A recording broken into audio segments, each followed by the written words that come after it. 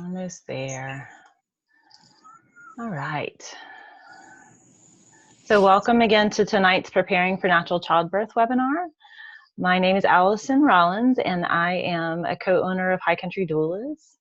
High Country Doulas has been around for almost 2.5 years. Samantha Lee Wright and I started it back in 2016. And we were both doulas for a long time. Samantha was also a childbirth educator for a long time before that. And we realized that it was important to be able to support connecting women with doulas. And sometimes it was really hard for moms to find doulas, and sometimes hard for doulas to find moms. And so High Country Doulas exists because we really want to provide support and education and connect moms with resources for doula services. And that's where High Country Doulas was made from. So welcome to our webinar tonight on preparing for natural childbirth. We're going to talk a lot. Feel free to put in the chat bar any questions that you might have. I had a couple of moms go ahead and send me some questions. It's hard to remember every little details of what we have when we're going through pregnancy, because it just kind of goes out of our pregnant brain and just into the atmosphere. So if you are a writer, you may already also carry a little notebook where you write down your things, because sometimes it's just so hard to retain things, even though I am not pregnant and a long way from being pregnant. I use notebooks all the time to help me gather my thoughts and those kind of things. So tonight's webinar is on specifically understanding that road to preparing for natural childbirth. And like I said, as a doula, we support women who really would like to have a natural childbirth. A lot of times we read about stories and hear stories of women who have had natural childbirths, and that may not have been our first experience if we have already had a baby. So maybe that's you, maybe that you wanted to have a natural childbirth with your first, but maybe you just didn't have the support that you needed during that birth and you want to try again. Or maybe it's your first birth and you're like, yes, I want to do that. What do I need to know? And so you're just learning everything that you need to know. But I really absolutely love, and all of our doulas really love, being able to support women through that transformative time. Pregnancy is such sort of this beautiful and delicate adventure that we have. And we're just very passionate about supporting women and empowering women to achieve whatever is the right choice for them, and having that positive and really rewarding experience that birth can bring for us. So I am the mom of 3 wonderful grown children, not all the way grown, but they're big. And I myself was very interested in natural childbirth and worked really hard to be able to have unmedicated births. Unmedicated births are not an easy thing, especially in different settings with different providers and different facilities. So tonight we're going to share about that. We're going to talk about what key things may be important aspects of you being able to achieve natural childbirth. And like I always say, take what you feel is going to work best for you and just leave anything that doesn't feel right for you. I always tell women that, because we all have things that are going to be super important for ourselves, and other things that just are not a good fit for us. So, all right, tonight we're going to share a couple different things. We're going to talk about something you wouldn't think that we're going to start with, but we're going to talk about epidurals and what that means, what those look like. We're also going to talk about interventions, and then we're going to talk about some things that you can do to prepare, just practical things that you can do for yourself: exercise, nutrition. We're going to talk about yoga. We're going to talk about the breathing and the breath. We're also going to talk about things like meditation, prayer, affirmations, hypnosis. Also about bodywork, or things that involve seeing practitioners for that. We're also going to talk about choosing the right birth team, talking about partner preparation and support, and classes and education, and how those can be super key aspects to your journey. So welcome again. Thanks so much for joining us tonight. The High Country Doula is preparing for a natural birth. All right. So I talked a little bit about this, but unmedicated childbirth is really the labor and delivery of a baby without the use of drugs or interventions. This has been sort of what has been prevalent throughout most of our history.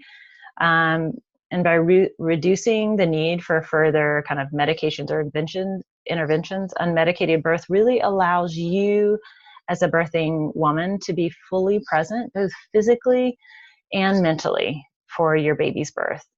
It also minimizes interventions during labor. Okay, so if you don't use drugs, that can lead to, it can also lead to faster post-birth recovery for you and for your baby. So if you're able to achieve that, and those are just a couple of the wonderful benefits of natural childbirth. And of course, having an unmedicated birth may not be the right choice, or may not be the choice that you end up with, but it is important to be informed about all of your choices and really just making sure that you understand all of the options out there. So in saying that, we're going to talk a little bit about epidurals. Raise your hand if you have had an epidural. Share with us maybe what that was like for you. Did it work for you? Did it not work at all? So tell us a little bit about, if you're willing to share, write that in the chat bar. So the epidural is really known as this pain relieving intervention that we use for birth. The way the epidurals are administered is via the open spinal column. And if you've ever had like teeth work done, when you get medicated with anesthetics, they numb our body, and they usually first put that tiny little shot to numb before they actually apply the anesthetic. So similarly, the epidural is done that way. So they give tiny shots to numb your back prior to inserting the medicine, which would be more of the spinal block or the epidural. So epidural is really injected into that epidural space surrounding the spine. There's a tough kind of protective covering of the spinal cord, and this injection blocks nerve signals from the sensory and motor nerves, which translate to effective pain relief and immobilization of the lower body. So typically you're numb from about right around the bra line down. As of lately, there are new kinds of epidurals coming around. I haven't really seen those happening in our area, but those are to try to have more sensation and movement of the legs for women. And I do know that depending on the hospital and providers and anesthesiologists that you use, sometimes women have more sensation in the pushing stage, because their anesthesiologist doesn't overload that epidural to where their legs are what we call dead. They can't feel them, they can't move them or anything. So those are good questions to kind of ask when you're doing that hospital tour, or you're having those prenatals with your provider. You can also request to have a consultation with the anesthesiologist if you're interested in that. So really, regardless of how this procedure is done, a catheter of sort of a flexible tube is inserted into the spine in the lower back to be able to administer, and it kind of washes over the spine. And the medicine nowadays is not just a shot, but it's pumped. So you get a continual pump, plus you have what's called the button, where you can administer an extra dose if for some reason that pump is not supplying the pain relief that you need. And in theory, this really, sounds great, right? You have your baby, you feel no pain, and you only have to be hooked up once, and the continuous is nonstop. But like anything else, epidurals do have side effects, and some of these side effects can include drops in blood pressure and persistent headaches, sometimes trouble urinating, because oftentimes you have to have a catheter with this. It also could potentially lead to infection, bleeding, and damage of the epidural space. These are possible, not as common as the first. So I want everybody to kind of feel like they understand what epidurals are. Awesome. So birth is kind of like this crazy, incredible individual experience. And if you've given birth more than once, you know that not all births are alike. As a doula, I supported moms in more than just one of their births, and their experiences are all different. So we have to be prepared for all different scenarios in birth. But we also want you to know that typically research shows that intervention in birth can be what we call a cascading effect. And there's no real way of knowing what that is. But as a doula, when I work with moms, and even if they are trying to achieve natural childbirth and they end up getting an epidural, I'm there to help them kind of negotiate that, to say, you know, you're right now at 4. And I know if I can get you to like a 6 or 7 and really in that active, wonderful labor pattern, that it's less likely that epidural that you think that you want or that you decide that you want will not have as many other effects of intervention if I can get you to that active labor pattern. So as a doula, I'm thinking about all of those things, and doulas really want women to be able to have a really positive experience.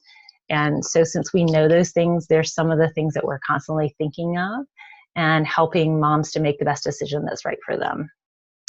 So it's really kind of my understanding is really that I want women to be aware of the different risks that are associated with interventions so that you can make the informed decisions for your birth experience. Okay.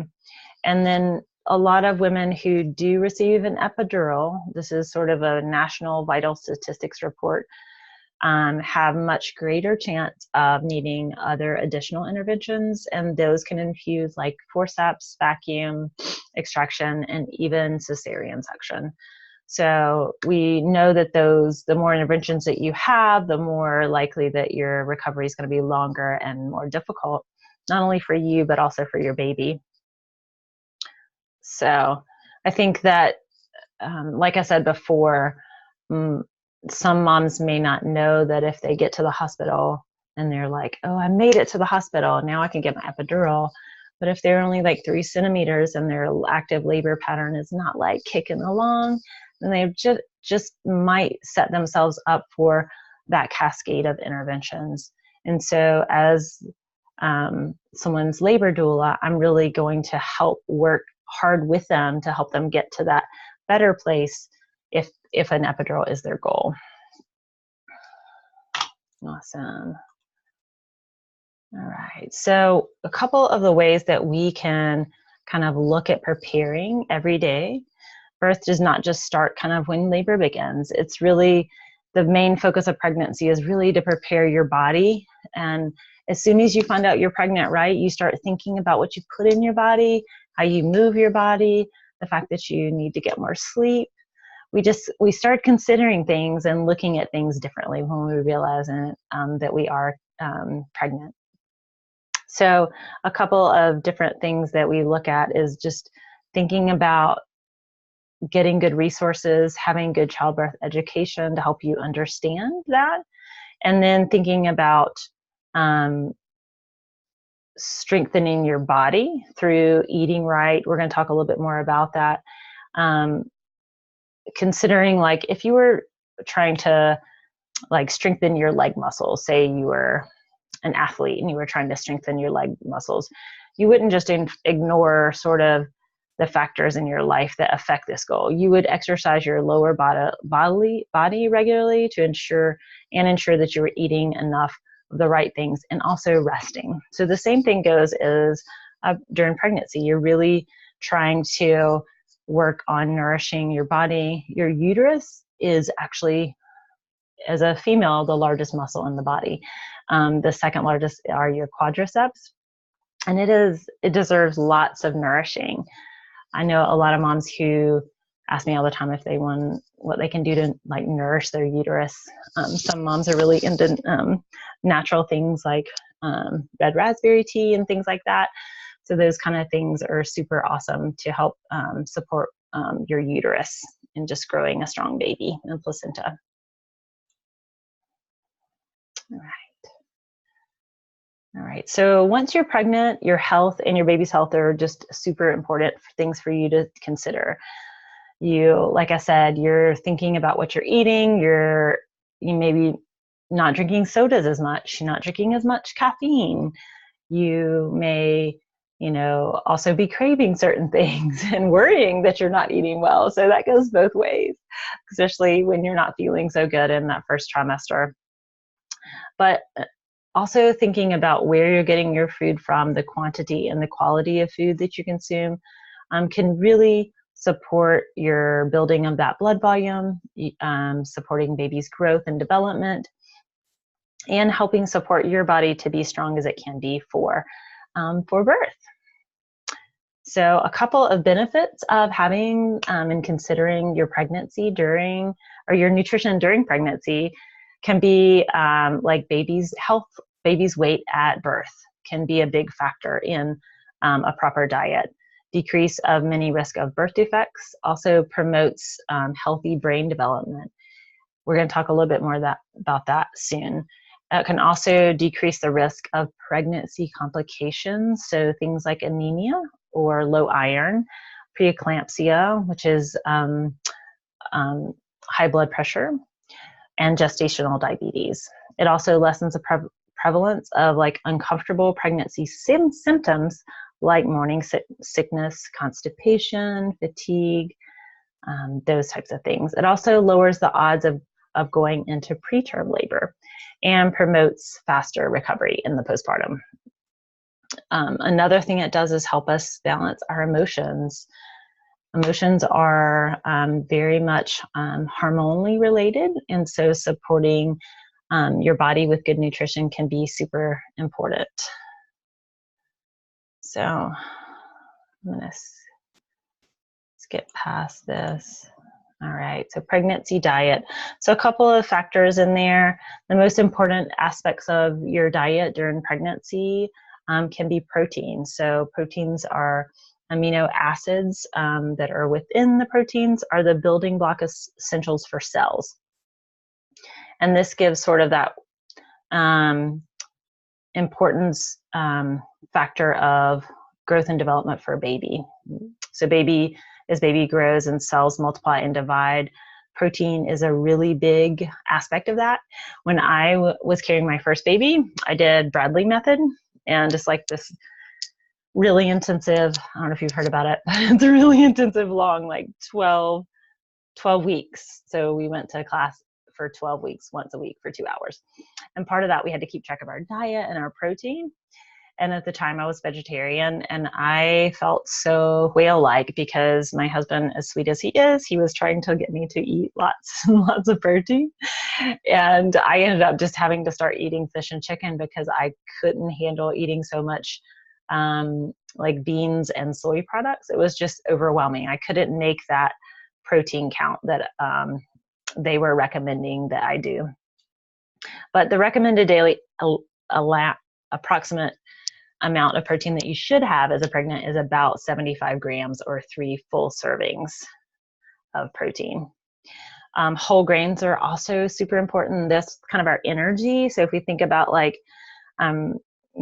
what gets us through our day and our stamina, those whole grains can be super important. And they have a lot of B vitamins. They also have fiber, which helps with our system, keeping us flowing really nicely. Vegetables are a great source of micronutrients, vitamins A, C, iron, magnesium, potassium, and folic acid. So about 4 to 5 servings of those a day.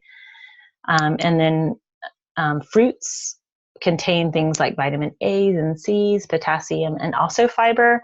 And they're a good source of natural energy. I often tell moms to like have fruit. It's a really good fiber.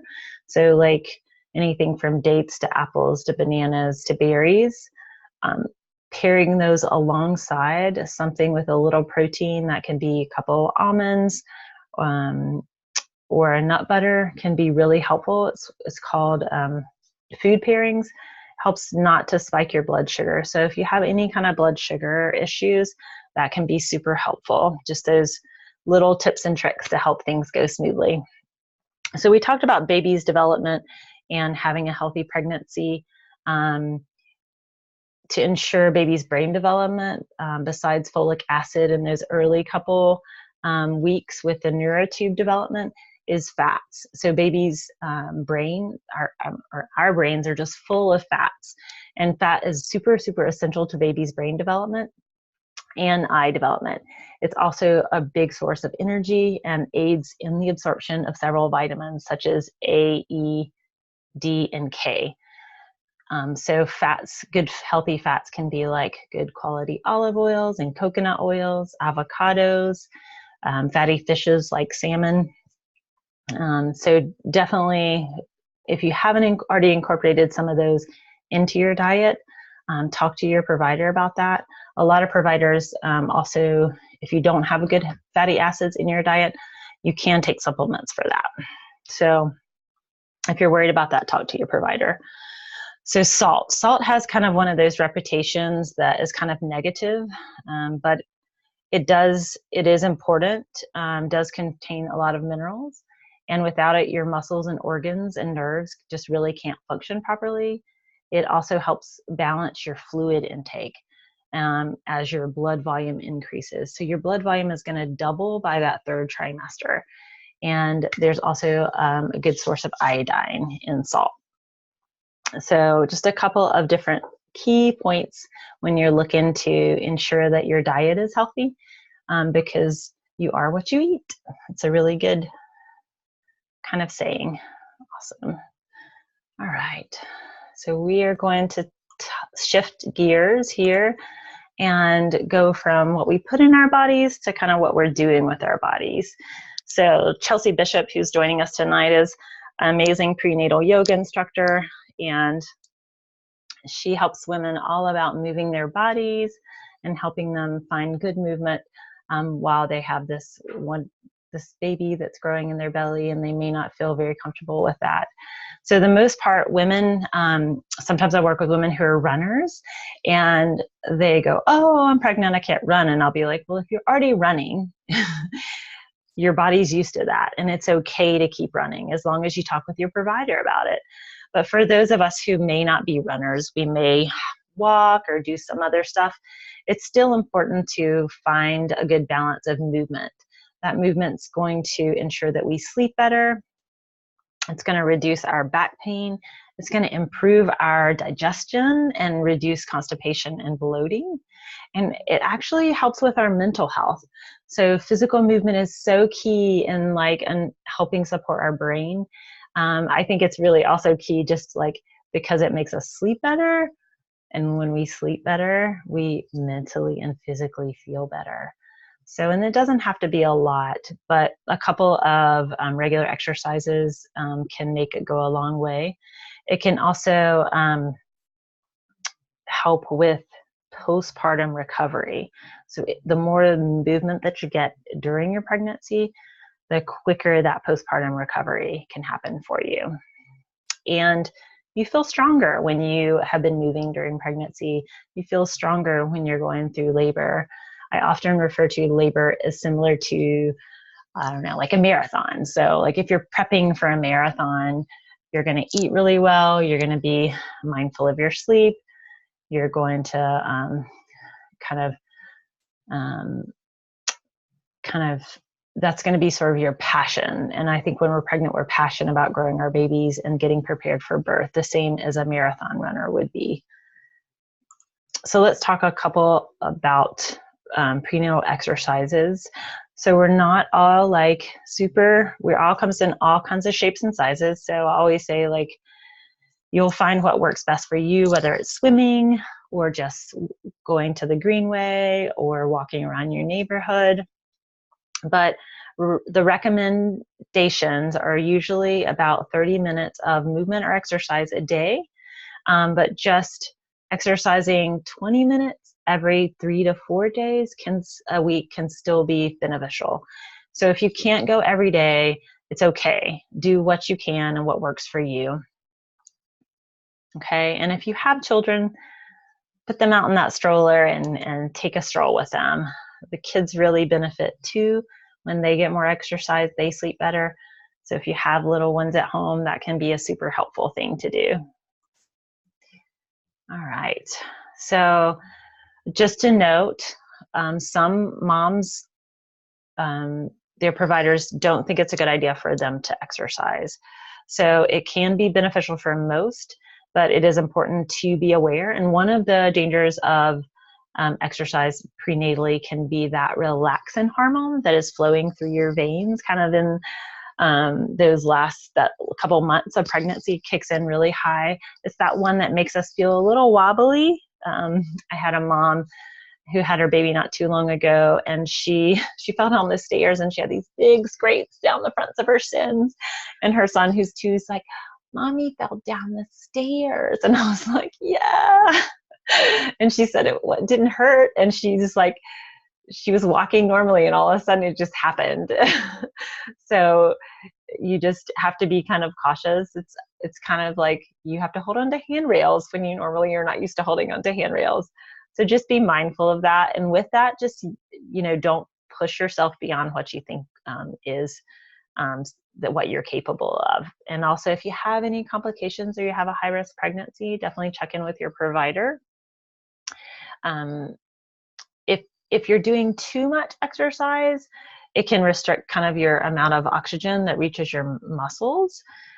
So this happens because when you exercise, your blood flow moves to deliver ample oxygen to your muscles and lungs and heart versus your internal organs, such as your uterus. So just be mindful to just take moderate to mild over the big impact stuff. Awesome.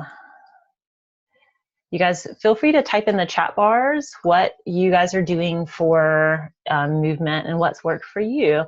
I would love to hear more about what type of movement you find to be really helpful for you in your pregnancy. All right, let's talk about, I moved over here, prenatal yoga. So who here loves prenatal yoga? You may love it and it may not be for you. I often have moms call me or email me and ask, like, where's prenatal yoga?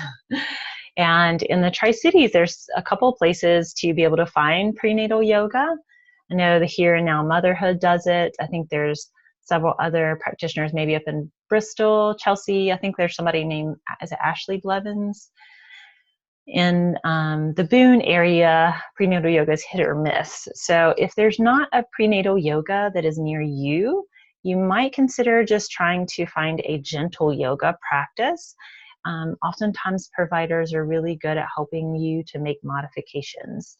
And the one aspect that I really love about prenatal yoga is that it also is a time for you to center yourself and your mind around not only your baby, but also in understanding your breath.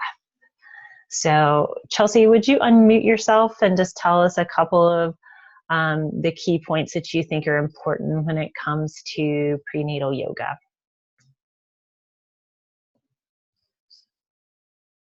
Are you there, Chelsea?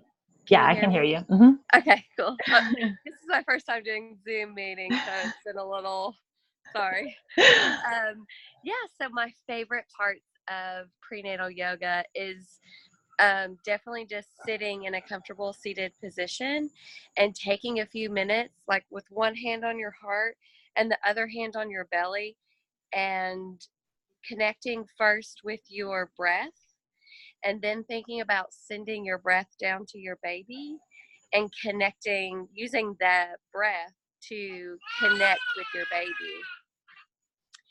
Awesome. So my favorite pose is Malasana pose, and it's a deep squat pose. It's good. And you can, if the deep squat isn't accessible, because that requires a lot of flexibility in lots of different places, you could sit on a yoga ball. And you're in the pose without it putting too much strain. So that's a good way to take time and connect with your baby in that pose too. That's fabulous. So you're saying like sit on an exercise ball that allows you to kind of squat, or you're your bottom is lower than your knees. Right. Yes. Okay. And that's the squat position, and Uh-huh. it's just not as intense or deep. Ah, okay. So it's like a supported squat. And Yeah. so doing that, you could possibly like let the air out of a ball if you needed to let it get low enough for that. Oh yeah, sure. Or sit on a stack of pillows until you get Okay. to a comfortable position. Okay. Yeah, that makes total sense. Well, I think that it's just fabulous. So if you are interested in prenatal yoga, feel free to email High Country Doulas and we can kind of connect you with someone or someplace closer to you where you can get that support of prenatal yoga. I one time had a mom who she was a local nurse practitioner, and she was pregnant with her first baby, and there was no prenatal yoga, but she went to a local gentle yoga, and she said to me when her postpartum visit, she was like, I really believe that my prenatal or going to yoga throughout my pregnancy really helped shorten my labor and help me feel strong to be able to go through labor. So she was able to achieve the natural childbirth that she had really wanted. Awesome. All right, so let's talk a little bit about something that is a part of yoga, but is really a part of birth. It's super important. Breathing is a thing that we do most, but we really think about the least. It's essential for both ourselves and for our babies. And some of the reasons it is so important to consider some breathing exercises or focusing on breath, whether you're doing that through yoga or just by sitting and meditating, would be the importance of your body needing more oxygen to function as your baby grows. So your blood volume is going to increase, and oxygen is carried to your baby via your blood. And this really ensures that baby gets the energy they need through that oxygen and all of the things that they need. So this also, the power of breath and breathing can also provide you relief to body aches. The body, when you feel pain in the body and you breathe really deeply and mindfully, you can take that oxygen to those areas and will actually improve your pain or reduce your pain. So this power of breathing is something that I personally have found to help me through my birth. And I've worked with a lot of moms who were wanting to have natural childbirth, and they really enjoyed being able to use breathing as a tool to reduce their pain. Okay, so, and a lot of that is really not hard. It's just sitting and spending some time, whether you're doing it through yoga or sitting and breathing deeply. So when we think about breathing, a lot of us breathe like more shallowly or up in our chest. So, and we're not talking about that stuff, that old school Lamaze stuff, not that type of breathing. But when you, like Chelsea was talking about putting one hand on your belly and breathing low and deep down into that space, almost like you're breathing down into your baby, and then taking that and releasing it slowly. And those types of breaths are the type of breath that can really be powerful in reducing your pain during the contractions of labor. Also, what breath does is reduce our stress levels. So one of the things I always tell women is birth is so hormonal, right? We need our hormones working optimally. We need the right hormones turned on and the other ones kind of turned down, right? So our adrenal glands help us because they help us react to danger, right? So those are our fight or flight. Those kick our cortisol up, right? And we're like, woo, we get energy and we're like, all intense. But they can also, if they're not turned down quickly, kind of ramp up our body and increase our stress levels. And breathing, just like if you're stressed, Sometimes I would tell my kids, just take a couple of deep breaths, 3 deep breaths when they would get upset. But if I do that for myself, I find that I am calmer. If you don't like needles, so this is just an example. When you're pregnant, you have to get your blood drawn, right? And you're like, oh, I don't really like needles. I don't want to look at it. You just kind of take a couple of deep breaths and relax and don't look at it. Sometimes it helps you to relax and not get so stressed about it. I have other moms who have a little bit of high blood pressure. I tell them to practice their breathing as they're in the waiting room, and then when they go in, to practice more deep breathing so that their blood pressure won't be amped up. And it really does work. You can try it on yourself if you have a blood pressure cuff at your house. You can definitely reduce your blood pressure by taking deep breaths. It's pretty amazing. So breathing also helps you to be able to handle those contractions through that reduced stress. And we tend to use more focus on our breath as those contractions get more intense.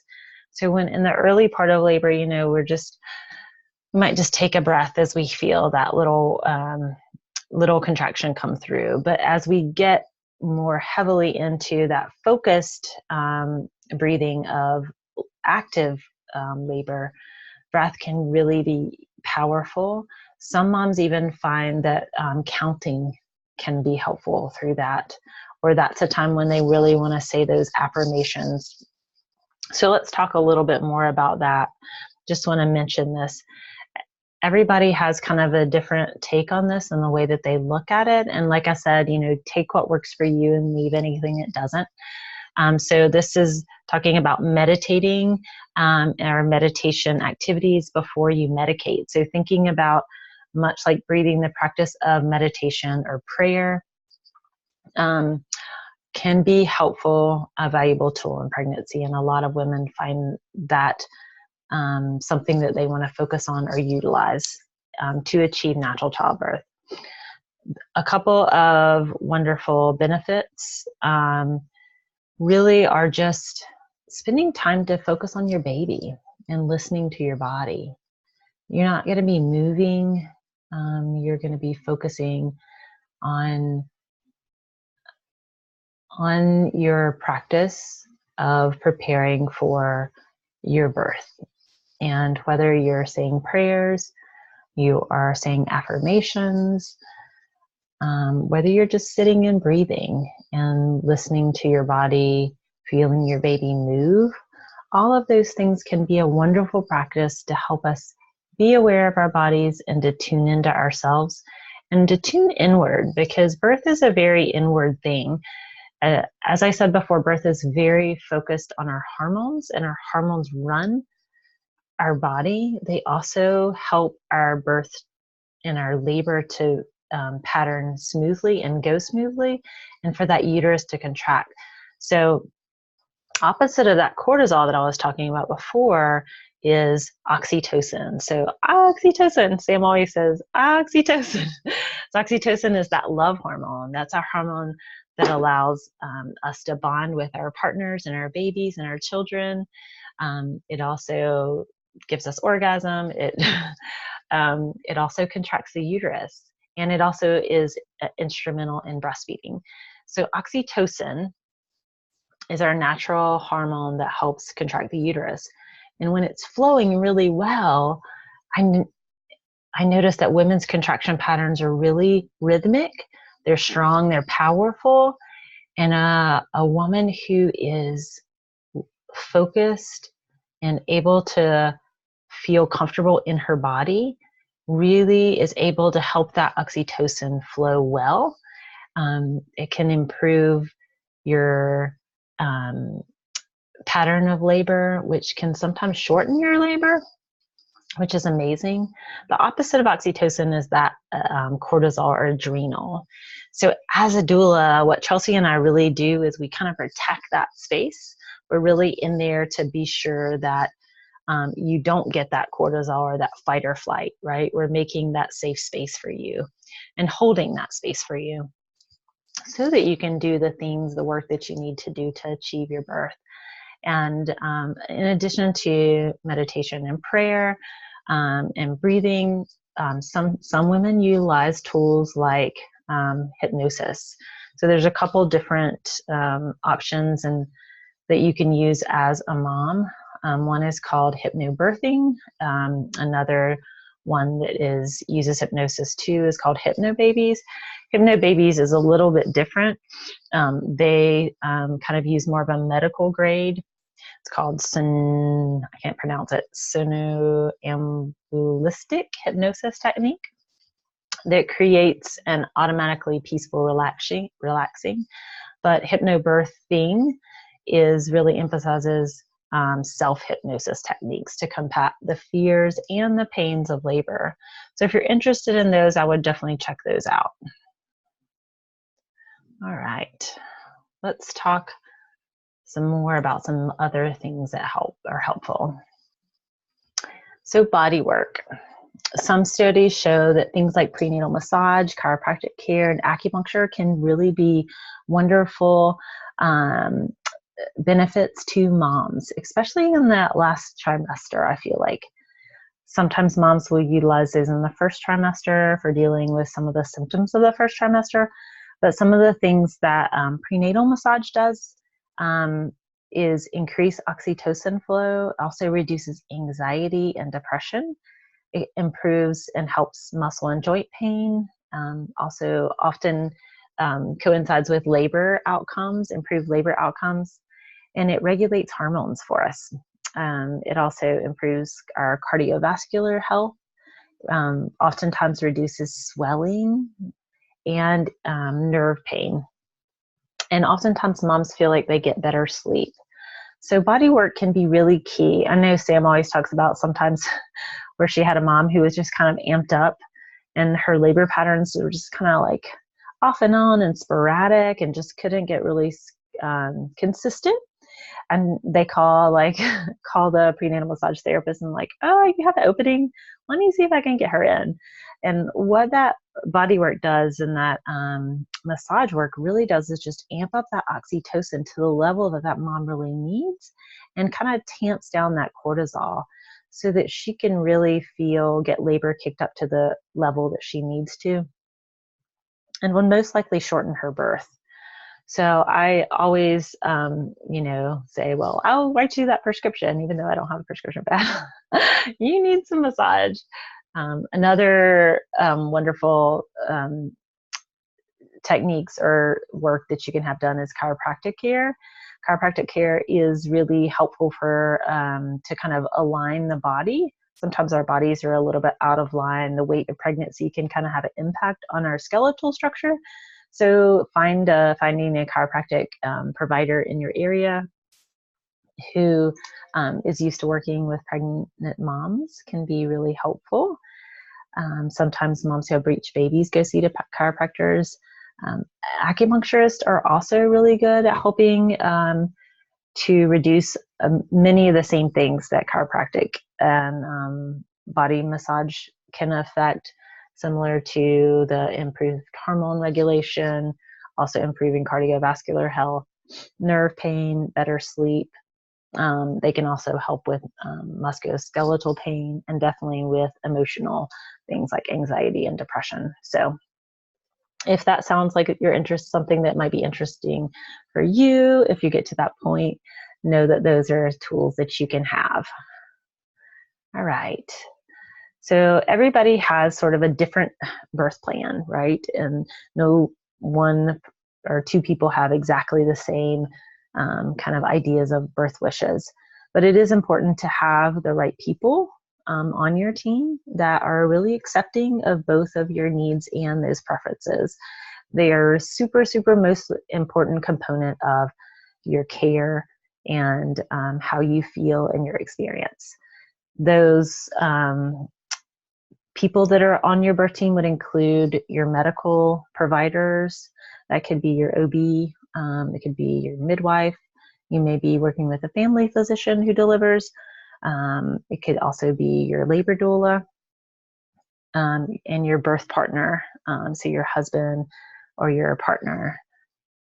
Those people, and when you choose somebody to be on your team, it is important to consider kind of what type of experience you want to have. And if your goals are natural childbirth, really interviewing and making sure that the people who are on your team, you may have already chosen your team, consider like that they understand your goals and that they're ready to support you in those goals. Some of us don't have the luxury to be able to choose exactly that right provider that we want, but you can choose your doula, and you and your partner prepare together so that you both are on the same page. You can create your birth plan together, and those are the things that we can control. And I think that that's the positive part of our birth that we really need to focus on if we're unable to really choose that perfect provider for us. Or maybe you're in a practice where you can't really choose who's going to actually be on your birth team, and you might like some of them, but some of them you don't really particularly care for. So just focus on that positive aspect and focus on what you can change and who you can choose to be on that. All right. So just speaking to partner's role as a doula, it's really important for me to support partners at the same time I'm supporting the mom. My mom is sort of my number one, but partners need to feel a part of that journey. So I'm never in that space to push them out of that journey and put them kind of where they feel most comfortable. A lot of dads really don't want to be that number one hands-on support because they're too emotional and too worried about mom, and it makes them hard for them. Plus, it's really hard to learn how to do all that stuff, even if you've had babies before. It's just a hard place to put a dad. I mentioned before that I did Bradley method childbirth, and it is husband coach childbirth. And I look back on that and I think that's a lot of responsibility to place on my husband. Like, okay, honey, you're going to be the dad, you're going to be my husband, and then you're also going to be my doula. I was like, thank goodness I had all of my doula girlfriends there with me so that he didn't feel that pressure. But if I hadn't, I would have been a lot of pressure to put on him. So anyway, dads need to be able to be dads. So that's where doulas can come in and really help dads to enjoy the birth, to give them a break, to remind them that it's getting close. You might want to go use the bathroom, empty that bladder because you might not get a chance. Or have you eaten in a while? Make sure this, or let me show you just the right place to push on her, So doulas are really good at helping dads in a lot of different ways. And it's super fun. And one of my favorite parts of being a doula is being able to capture the snapshot of dad's face when they see their baby born. It's priceless. It's seconds. So if you don't capture it, you totally miss it, but it's just the most beautiful thing ever. So that's one thing I really love doing, and putting dad right where he needs to be, which is right by mom, if he's not already there. All right, we're going to skip that one. And let's talk about a couple more tips. So we're wrapping everything up. I just want to take a couple more points to note with preparing for that natural childbirth that you're wanting to achieve. Thinking about joining some more classes. Sometimes women will go talk to other women. Sometimes you can go to a breastfeeding class, see breastfeeding, and ask them about their birth journeys, their experience. Definitely taking childbirth education classes and getting some really good practical tips from your doula or childbirth educators on how to prepare best, and also just getting your questions answered and envisioning your birth expectations. So really think positively about what you want and envision that birth that you want. I think it can really go a long way. Communicating your needs. So communicating your needs to your partner, to your provider, to your doula, to your nurses when you're in labor. You are there, and and they're there to help you. So don't feel bad by asking for something. Don't feel that it is like you're bothering them. They're there to help you, and they want to make you comfortable. So be sure to ask for those things. If something's not right, let them know. If your doula is there, they're going to help you figure all that out. But if if you don't have a doula, you don't feel bad to ask the nurse or hit that call button. Get those questions answered. Make sure that you're comfortable. Ask if you're uncomfortable and you're sitting in the bed, ask for a birth ball. We're going to talk I had a couple people who are interested in positions and what to do with the peanut ball. So I'm going to talk about those in just a second. But I'm going to kind of wrap this up pretty quickly since we're kind of going over time here. Again, the Comfort Measures Bootcamp that are coming up at the end of the month. That's a fabulous way to get some really good hands-on techniques. There'll be several doulas there. Bring your partners. If they can't come by yourself, and we will do it on you, and you can take it back to them. So just educate yourself as much. Some women find it really helpful to read stories. So a couple of resources that can be helpful. Let me move down. Ina May Gaskin's Guide to Childbirth is it has some really great birth stories on there. A couple of other great books, Gentle Birth Choices by Barbara Harper. A good book for partners and moms is called The Birth Partner by Penny Simkin. I recommend that a lot. Birthing from Within by Pam England and Robert Horowitz is another great one. And Childbirth Without Fear. If you've got another book that you enjoyed reading, or maybe a podcast or a blog post or website that really helped you to look more into natural childbirth, type that into the chat bar and share with us. It is super important to continue to believe in yourself and your body. And sometimes helping talk to other people who've achieved natural childbirth can be a great way to have that positive influence and belief that your body can do just what it knows and it needs to do. And all the things that we talked about tonight can be super helpful in your journey and achieving that. So pick and choose what works best for you. We are really designed to grow another human really wonderfully and welcome them into this world. So trust in yourself, believe in yourself. It is something that can take you a long way. All right, so I did want to speak a couple ways. I'm going to take us off of share and talk a little bit so that you can see me, hopefully. And awesome. All right, so those of you who are here tonight, if you have any questions, feel free to put those in the chat bar. But I did want to answer a couple of questions that were posed to me via email. And one is what to do with the peanut ball.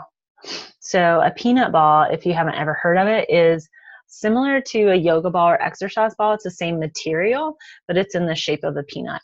And a peanut ball is typically used in birth to go between a mom's legs when she is laying in the bed to help spread out your pelvis, to ensure that you have a nice optimum distance for your pelvis and have a wide opening.